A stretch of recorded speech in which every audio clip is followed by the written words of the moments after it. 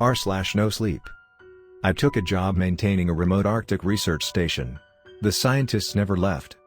There's a point beyond the Arctic Circle where the ice stretches endlessly, and the line between day and night blurs. The research station, designated Outpost Omega 17, sits there, at the edge of the world. A cluster of steel buildings perched on frozen ground, surrounded by nothing but snow and sky. When I was offered the job, it sounded simple: maintain the station's systems during its off-season, when the team of scientists was gone. No experiments, no heavy lifting, just keep the generators running, monitor the weather equipment, and make sure the station didn't fall into disrepair.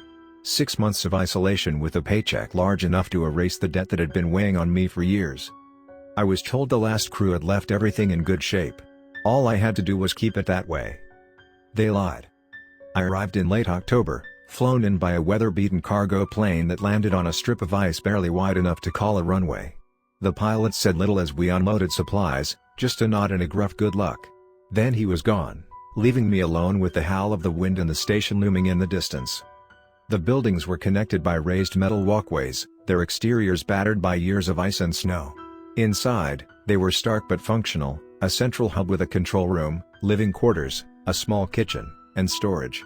A labyrinth of narrow hallways connected everything, lined with fluorescent lights that hummed faintly. The control room housed an array of monitors, each displaying readings I didn't understand: wind speed, barometric pressure, something about magnetic fields. A manual on the desk offered step-by-step instructions for troubleshooting, but I wasn't worried. I'd been assured that most of the equipment ran itself. My first week passed quietly. I explored the station, familiarizing myself with its layout. There were remnants of the previous team everywhere: half-full notebooks, coffee mugs left on desks, a calendar still marked for September. It felt as though they'd just stepped out, leaving everything behind. The stillness was unsettling. The first sign that something was wrong came during my second week. I was doing a routine check of the storage unit when I noticed footprints in the snow outside, fresh ones, leading away from the station. They weren't mine. At first, I thought it might be an animal, but the prints were unmistakably human. They led toward the horizon, disappearing into the endless expanse of white. Who the hell would be out here? I muttered to myself. I radioed the nearest base, hundreds of kilometers away, but got no response. The static on the other end seemed louder than usual, almost crackling with an undercurrent of whispers. I told myself it was just interference. The dreams started shortly after. In them, I was walking through the station's hallways, but they weren't the same. The lights flickered, casting long shadows that seemed to move on their own. Doors opened and closed without anyone touching them. I'd hear voices echoing through the halls, low and urgent, but when I turned the corner, there was no one there. Every time I woke up, I felt like I'd been running. My sheets were soaked with sweat, and my heart pounded like I'd been sprinting for my life. Then, the noises began. It started with faint tapping, on the walls, the pipes, the floors beneath my feet. At first, I thought it was the wind. But the sound grew louder, more deliberate, until it was unmistakably rhythmic. 3 slow knocks, followed by a pause. Then 3 more. "Hello?" I called out one night, standing in the hallway with a flashlight. My voice echoed back to me, thin and hollow. The knocks stopped. I found the first message on a Wednesday. It was scrawled across the control room whiteboard in black marker: "Do not trust them." The handwriting wasn't mine. By the 4th week, the lights started to flicker. Entire sections of the station would plunge into darkness without warning, leaving me fumbling for the flashlight I now carried everywhere. The equipment monitors began to glitch, displaying strings of gibberish that made no sense. Then came the voices. At first, they were faint, just murmurs in the distance, like someone having a conversation behind a closed door. But they grew louder, clearer. "Who's there?" I shouted one night, standing in the kitchen. The voices stopped. But when I turned around, I saw it, a figure standing at the end of the hallway. Tall and motionless, its face obscured by shadow. My breath caught in my throat as I stared, frozen. Then, without a sound, it stepped backward into the darkness and disappeared. I stopped sleeping. Every noise, every shadow felt like a threat. The station felt alive, its walls closing in around me. The whiteboard messages multiplied. "Get out. IT knows you're here. You're next." The final straw came when I found the logbook. It was buried in a drawer in the living quarters, tucked beneath a pile of old maps. The entries were written in frantic, looping handwriting, detailing the previous crew's descent into madness. They're in the walls. One entry read, "Watching us. Waiting." Another, "It's not the cold that kills you. It's the silence. The emptiness. It gets inside you." The last entry was short, "We're not alone. It's here." I radioed the base again, desperate for help. This time, I heard something on the other end, a low, guttural noise that wasn't static. It sounded almost like breathing. I don't know how long I've been here now. The days blur together, and the nights stretch endlessly. The generator is failing, the lights flickering more frequently. I see them in the hallways now, figures in lab coats, their faces pale and blurred, moving silently. They don't acknowledge me, but I feel their eyes on me. I tried to leave once. Packed my gear and set out across the ice. But the storm came out of nowhere, swallowing the horizon. When I turned back, the station was closer than it should have been, as if it had moved to meet me. If you're reading this, don't stay. Don't trust the job, the pay, or the promises. The station doesn't want caretakers. It wants prisoners. And it never lets them go. I returned to the station that day, beaten by the storm and disoriented by the shifting landscape. When I stepped back inside, the door closed behind me with a finality that I felt in my chest. The warmth of the station, if you could call it that, did little to shake the cold I felt deep in my bones. I collapsed in the living quarters, my breath fogging in the stale air. Sleep came reluctantly, and when it did, the dreams were worse. I saw myself wandering the halls, the figures watching from every corner, their pale faces turned toward me but their expressions unreadable. Somewhere in the distance, a low, mechanical hum pulsed like a heartbeat, growing louder and louder until it became unbearable. When I woke, the whiteboard had another message. "Why did you come back?"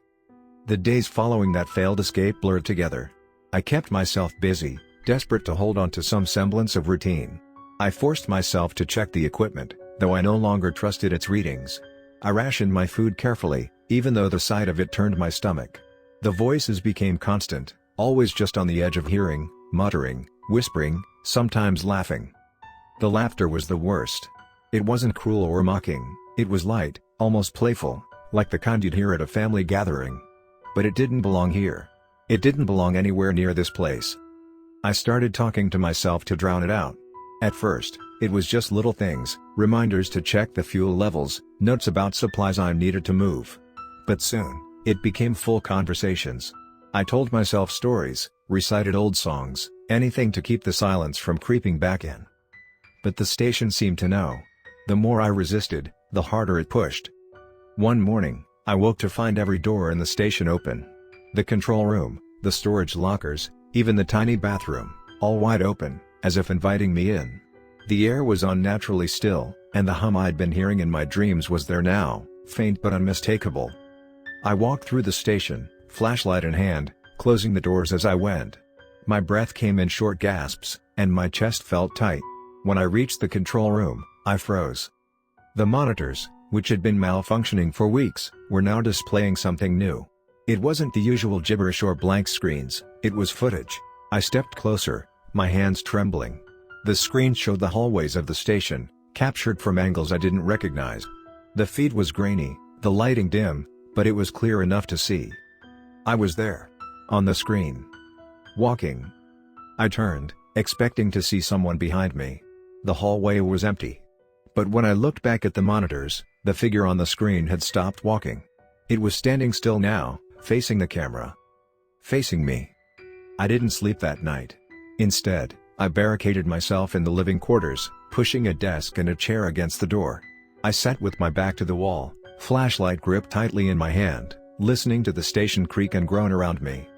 The knocking started just after midnight. 3 slow knocks. A pause. Then 3 more. It came from the hallway at first, then moved to the walls, then the floor beneath me. It was deliberate, rhythmic, like a pattern I was supposed to recognize. I shouted for it to stop, but the only response was more knocking, louder this time. The next day, I found another logbook. This one was buried in the storage unit, hidden beneath a pile of old fuel canisters.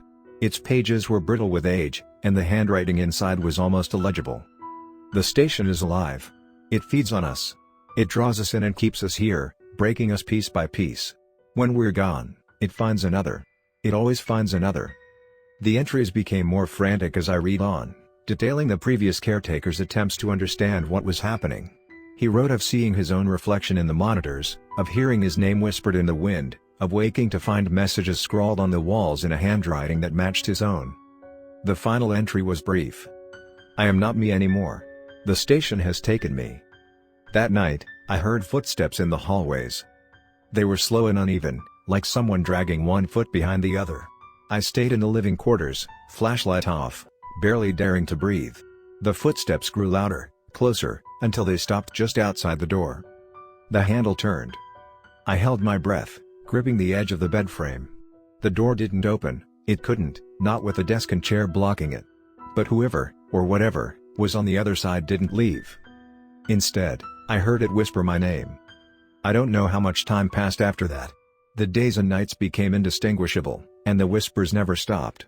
The figures in the hallways grew bolder, stepping closer to me, their faces pale and featureless. I tried to leave again, but every time, the storm returned, forcing me back. The station didn't just want me to stay, it needed me too. On what I think was my last day, I found the truth. The whiteboard in the control room had a new message. The cycle must continue. The monitor showed something new, a figure sitting in the living quarters, staring blankly at the wall. It was me. But it wasn't me. I stepped closer to the screen, my heart pounding. The figure stood up, moving with a strange, jerky motion. It turned to face the camera, and I saw its eyes. They were mine. I don't know if anyone will ever read this. I don't know if anyone will ever find me. The station doesn't let us go, but it doesn't keep us either. It turns us into something else. Something that stays here forever, waiting for the next caretaker.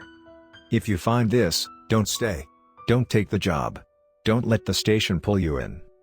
It's too late for me, but maybe it's not too late for you. The knocking has started again. It's coming from inside the room now. I think it's time for me to join them.